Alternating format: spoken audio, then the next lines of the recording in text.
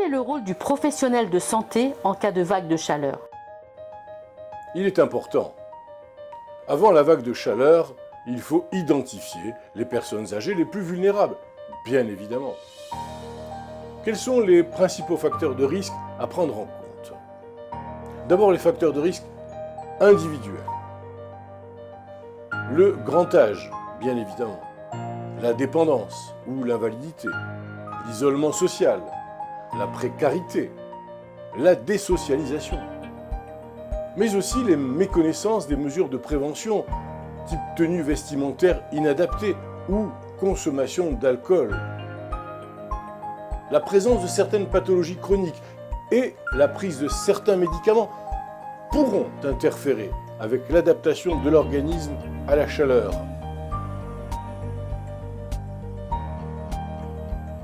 Il faut noter aussi que des antécédents de troubles liés à la chaleur sont des facteurs de risque.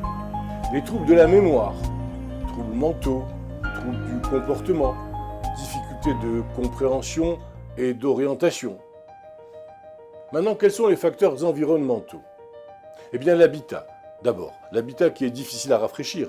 Dernier étage d'un immeuble, ou bien logement mansardé, ou bien immeuble à toit plat, ou alors des appartements avec de grandes baies vitrées, ou bien une mauvaise isolation, ou bien l'absence de volets ou de stores, mais également, ce que l'on trouve souvent, c'est l'absence de climatisation. L'environnement urbanisé, c'est-à-dire des environnements où il n'y a pas d'asphalte, où il y a de l'asphalte, il n'y a pas d'ombre, il n'y a pas de lieu rafraîchi où l'on peut se poser pendant la journée. Avez-vous quelques recommandations à nous faire avant que n'arrive la vague de chaleur?